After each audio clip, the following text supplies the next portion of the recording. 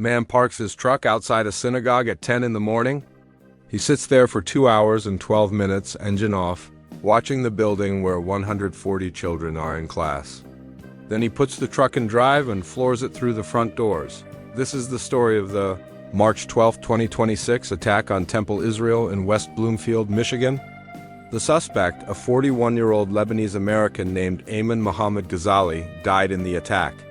But before he did, he exchanged gunfire with security guards, set his truck on fire, and left investigators searching for answers about why he chose that synagogue on that day. What emerged in the days after the attack is a portrait of a man whose family had just been killed in an Israeli airstrike in Lebanon and whose own community tried to stop him hours before he pulled the trigger. The attack did not come out of nowhere. The warning signs were there. Someone called the police that morning. They just could not reach him in time. On the morning of March 12, 2026, a gray Ford F-150 pulled into the parking lot of Temple Israel in West Bloomfield Township, about 25 miles northwest of Detroit. The driver did not get out. He sat in the truck with the engine off for more than 2 hours, watching. Inside the synagogue, 140 children were in class at the Susan and Harold Loss Early Childhood Center, a preschool that operates out of the building. The children ranged in age from infants to 5 years old. At approximately 12:19 p.m., the driver started the engine and accelerated toward the building. He drove through a door on the southeast corner, crashing into the hallway and continuing down the corridor with purpose, as one official later described it. The truck came to a stop, lodged inside the building, the front end buried in the hallway. A security guard was hit by the vehicle and knocked unconscious. Then the shooting began. The suspect fired through the windshield of his truck. Temple Israel had armed security on site, a common precaution for Jewish institutions in America that now spend an estimated $765 million per year on security. 2 security guards returned fire, one from behind the truck and one from the front. The exchange of gunfire lasted several minutes. Then the engine compartment of the truck caught fire. Smoke began to fill the hallway. The suspect, still inside the vehicle, shot himself in the head. By the time law enforcement entered the building, the suspect was dead and his body was badly burned. First responders evacuated all 140 children from the preschool. Not a single child was injured. The security guard who was hit by the truck was taken to the hospital but expected to recover. 30 police officers and firefighters were treated for smoke inhalation after rushing into the burning building. The truck contained a large amount of commercial fireworks and gasoline, which investigators believe the suspect intended to use as explosives. He had purchased $2,000 worth of fireworks 2 days before the attack. The suspect was identified as Ayman Mohamad Ghazali, a 41-year-old naturalized United States citizen who was born in Lebanon. He entered the country in May 2010 on an IR-1 immigration visa, which is issued to foreign-born spouses of American citizens. He applied for naturalization in 2015 and was granted citizenship in February 2016. He worked at Hamido, a popular Middle Eastern restaurant in Dearborn Heights, a suburb with one of the largest Lebanese-American populations in the country.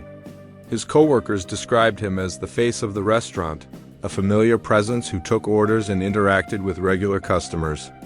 He had no criminal history, no registered weapons, and had never been the subject of an FBI investigation. On the morning of the attack, someone close to Gazali called the Dearborn Heights Police Department to request a welfare check. The call came in at approximately 12:26 p.m. Around the same time, Gazali was sitting in his truck outside the synagogue. The caller told police that Gazali was mentally unstable due to all his family dying overseas in the war. According to the police report, Gazali had told a woman to send his money to his family overseas and then stopped answering his phone. The woman, who may have been the same person who called police, told officers she was worried about him. 2 officers were dispatched to Ghazali's home in Dearborn Heights. They knocked on the door. No one answered. Using a law enforcement database, they found where Ghazali worked, a fact they knew from a previous police contact in 2020, though the nature of that contact remains unclear. Officers went to the restaurant and spoke with a man who was on the phone with someone close to Ghazali. They tried to call Ghazali directly. They could not reach him. By the time the welfare check was initiated, Ghazali was already sitting in the parking lot of Temple Israel. By the time officers were knocking on his empty home, he was accelerating toward the synagogue doors. At 12:31 p.m., the FBI and local law enforcement received reports of an active shooter at Temple Israel. More than 100 FBI agents and analysts were deployed to the scene, along with bomb technicians, SWAT teams, and local police from multiple jurisdictions. The FBI's Detroit field office described the attack as a targeted act of violence against the Jewish community. They activated a digital tip line and began the process of identifying the suspect. The political response came quickly. Michigan Governor Gretchen Whitmer called the attack heartbreaking and said that the Jewish community should be able to live and practice their faith in peace. At a news conference the following day, she was more direct. Yesterday's attack was anti-Semitism, she said.